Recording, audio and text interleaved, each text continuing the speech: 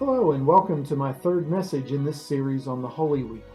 Today is Saturday, a day I like to call Silent Saturday. Holy Week had a lot of events going on, many events that we celebrate, beginning with Palm Sunday, then Monday, Thursday, then Good Friday, and of course end the week by celebrating Easter Sunday. But what about Saturday? Today, Saturday, is often a day of Easter egg hunts, or maybe preparations for celebrating on Easter Sunday. With any luck, you may have a meal being prepared right now in your home for celebrating tomorrow. But for the followers of Jesus and his disciples, it was quite different. It was the day after they had lost their leader. Their good friend had been brutally executed, and their hopes for the future had been dashed to the ground. There are only 4 verses in the Bible that speak of Saturday at all, and they're found in Matthew 27, verses 62 to 66. And in that passage, we ironically see that the religious leaders of the day were going to Pilate in order to request additional security at the site of the tomb where Jesus was buried. You see, they were afraid that Jesus' disciples were going to steal his body, because they remembered the prophecy that Jesus had made that he would raise after 3 days. I say it's ironic because they were the same folks who had condemned Jesus to death. And one of their reasons for doing that was that he healed on the Sabbath. And now they're breaking the Sabbath by walking and working just to make sure that the tomb was secure. Now, those religious leaders may have imagined that the disciples were plotting a way to steal Jesus' body from the tomb, but in reality, we know something different. We know that they were hiding in a room together. They were cowering in fear. They were struggling in the silence, and they were questioning everything that they had committed themselves to for the past few years. Jesus was dead. He was in the grave. And they were grieving the loss of a friend. They were afraid for their lives, and they were embarrassed that they had believed that Jesus was the Messiah, the one that was going to deliver Israel, the one who was going to save the world. I imagine that doubt was beginning to creep in, if not already overtaken them. And we get just a glimpse of that in Luke's account in chapter 24. You remember the story of the disciples on the road to Emmaus? This was just after they found that Jesus' body was missing from the tomb, and they were headed out of Jerusalem on their way home when a stranger joined them. Now we know that that stranger was Jesus. They just didn't recognize him. But he was inquiring what was going on, and they began to explain what had happened over the last 3 days.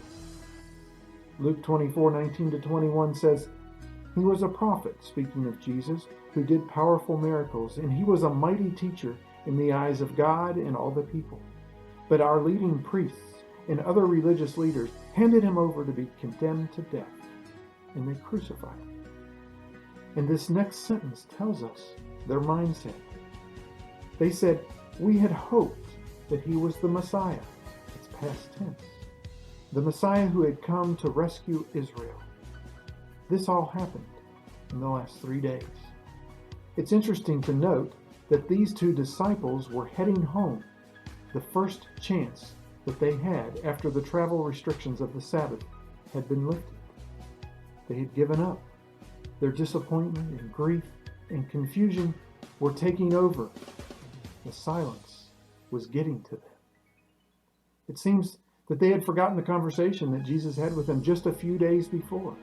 On Thursday, Jesus had warned them about the grief and the disappointment and the doubt and the silence that they would encounter in the days to come. I'd like to read for you the words of Jesus that he spoke to the disciples just a few days earlier on Thursday. He said this to them. He said, "I tell you the truth.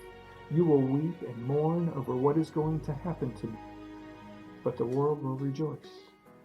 You will grieve, but your grief will suddenly turn to wonderful joy. It will be like a woman suffering the pains of labor When her child is born, her anguish gives way to joy because she has brought a new baby into the world. So you have sorrow now, but I will see you again, and then you will rejoice. And no one can rob you of that joy.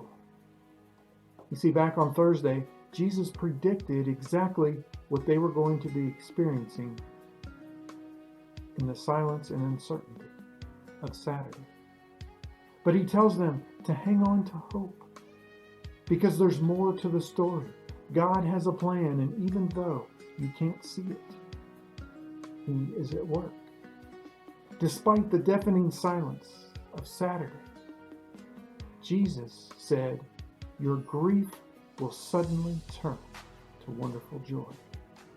This is a wonderful reminder for us today, isn't it? That even when we're experiencing times of grief and pain and doubt and confusion, even when we find ourselves in the silence of Saturday, our darkest moments, we can hold on to hope.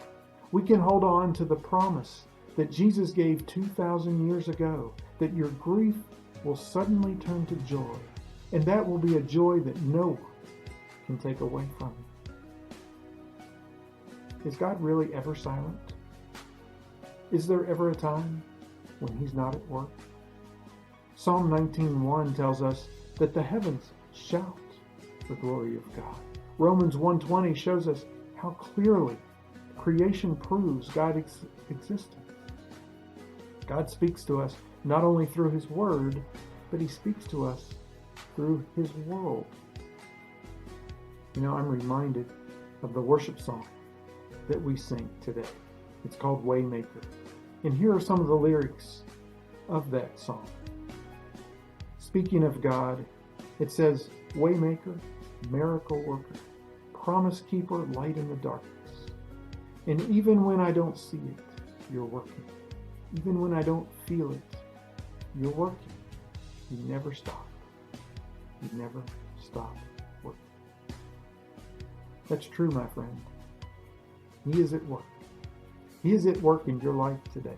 He is at work in my life today, and he is speaking to us constantly through his word and the world around us.